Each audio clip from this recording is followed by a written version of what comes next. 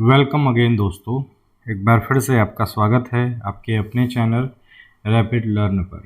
आज हम पढ़ने जा रहे हैं class 11th poetry section second poem the laburnum top by Ted Hughes. Poem का इंट्रो देखते हैं। The poem the laburnum top is written by Ted huge.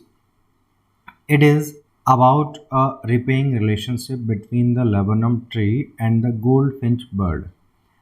The tree is yellow, silent, and death-like, and is made alive by the bird and her young ones.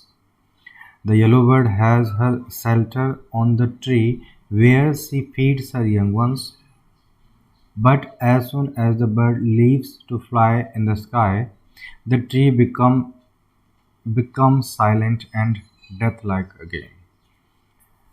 तो ये laburnum top Ted Hughes द्वारा लिखी गई एक nature relation पर based poem है।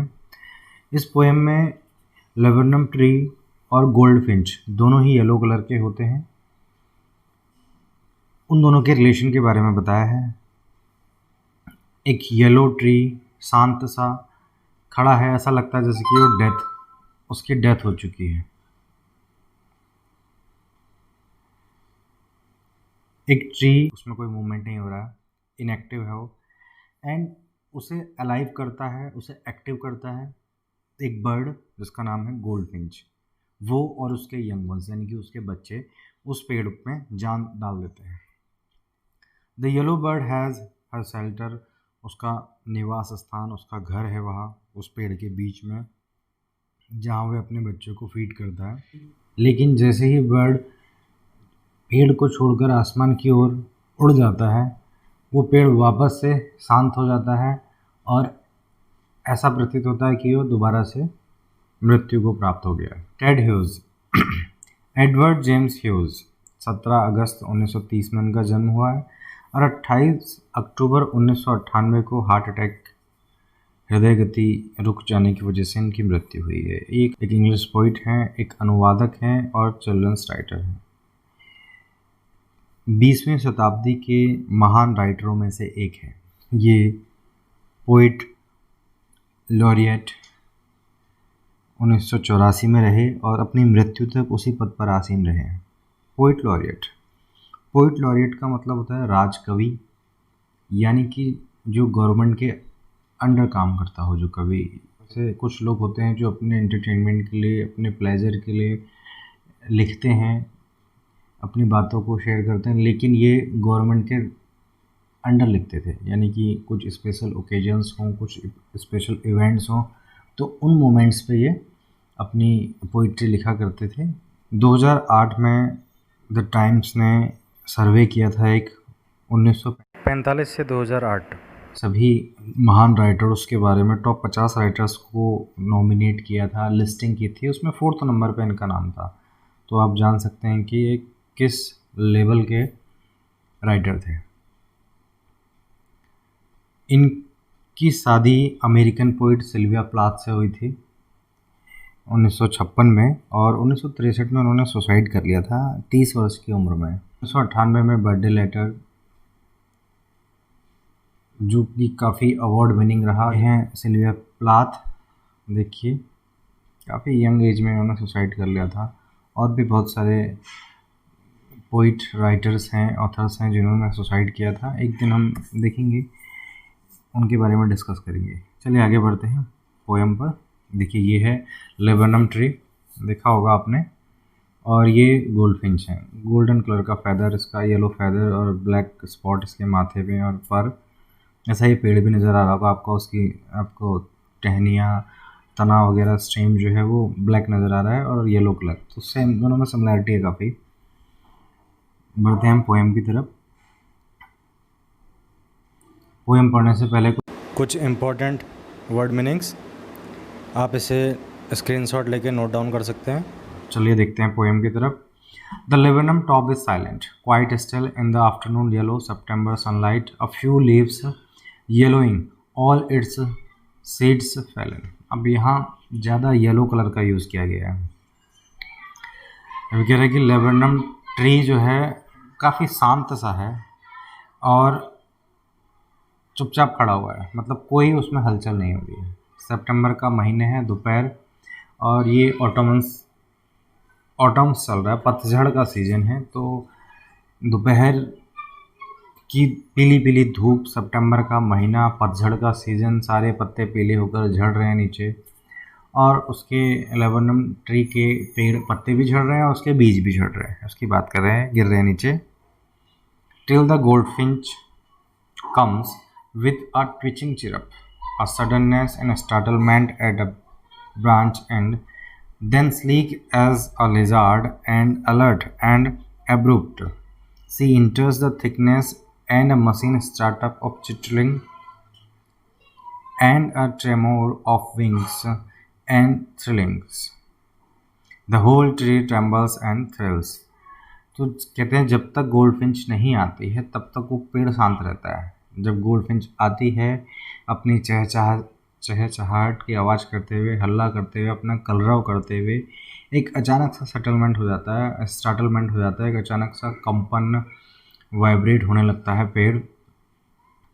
Then sleek as a lizard and alert and abrupt, वो अचानक से अलर्ट करती है। जैसे आपने देखा होगा छिपकली से कंपैरिजन किया गया। छिपकली कितनी स्मूथली भागती है और कितनी अलर्ट होती है एकदम। आपने ताली बजाई या दीवार में टच किया और छिपकली अगर है तो वो गायब हो जाती है, सडन भागने लगती है।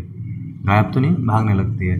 तो अचानक से वो छिपकली की तरह से एकदम, या तो एकदम एक्टिव है, और अचानक से वो मतलब छिपकली के जैसी है वो, उतनी ही स्मूथ, उतनी ही कोमल, उतनी ही अलर्ट और उतनी ही अचानक से वर्क करने वाली। सी इंटर्स इन द थिकनेस, वो पेड़ की गहराइयों में, थिकनेस जहाँ पर ज़्यादा घना है वहाँ अंदर घुस जाती है। एंड अ मशीन स्टार्टअप, और एक मशीन स्टार्ट हो जाती है जैसे ऑफ चिट्रलिंग, यानी कि आवाज़ होती है। सब बच्चे उसे देख, अपनी मदर को देखकर चहचहाहट करने लगते हैं, आपस में बातचीत कर रहे हैं अपनी लैंग्वेज में। तो उनका जो शोरगुल है वो ऐसा लगता है जैसे मशीन स्टार्ट हो गई है। And a tremor of wings, वो अपने पंखों को हिलाती हैं। एंड थ्रिलिंग, उनके पंखों को हिलाने से, उनके हिलने से पेड़ भी कंपन करने लगता है। Whole tree trembles and thrills, ऐसा लगता है कि पेड़ कपकपा रहा हो, यानी कि पेड़ में जान आ गई है। It is the engine of her family, she stokes it full, then floods out to the branch in showing her barred face identity mask. अब कहते हैं कि वो अपनी फैमिली के साथ जाती है, तो अब फैमिली, अपने बच्चे अपने माता पिता को देखकर जब वो घर में आते हैं कि हमारे लिए कुछ लाए होंगे, कितने एक्साइटेड हो जाते हैं, थोड़ा शोरगुल वाला माहौल हो जाता है। तो यानी कि वो अपनी फैमिली का इंजन है। जैसे ही वो एंट्री करते हैं फैमिली स्टार्ट हो जाती है उनकी, बच्चे अल्लाह को लगने लगते हैं। सी स्टोक्स इट फुल, वो उनके अंदर फ्यूल का काम करते हैं, यानी कि जो उनके लिए खाना लेकर आई हैं बाहर से, वो दाना वगैरह वो उन्हें खिलाती हैं, उन्हें फिलअप उन्हें फ्यूल देती है, उनका भरण पोषण करती है, उन्हें खाना देती है, फीड करती है उन्हें। Then floods out to the branch, उसके बाद वो उड़कर ब्रांच के एंड पे आ जाती है, टहनी के किनारे पर आ जाती है।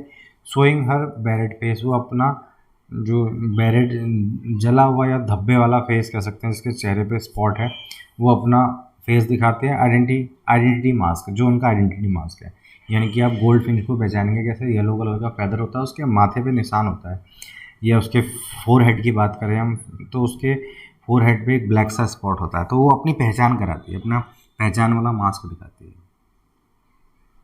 Then with eerie delicate whistle chirp whispering she launches away towards the infinity, and the laburnum subsides to empty. Then with eric delegation whistle chirp, उसके बाद फिर वो आवाज़ करते हैं, whistles की आवाज़ होती है, एक दूसरे को सीटियाँ बजा, मतलब वो बोलते हैं, ऐसा लगता है सीटियाँ बज रही हैं, विस्परिंग होती है, और वो बाहर आकर आसमान की तरफ उड़ जाती है, अनंत की तरफ।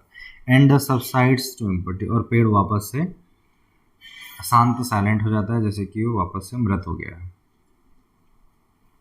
अब इसमें कुछ लिटरेरी डिवाइसेस का यूज़ किया गया है, कहाँ पर क्या यूज़ किया गया है देखते हैं।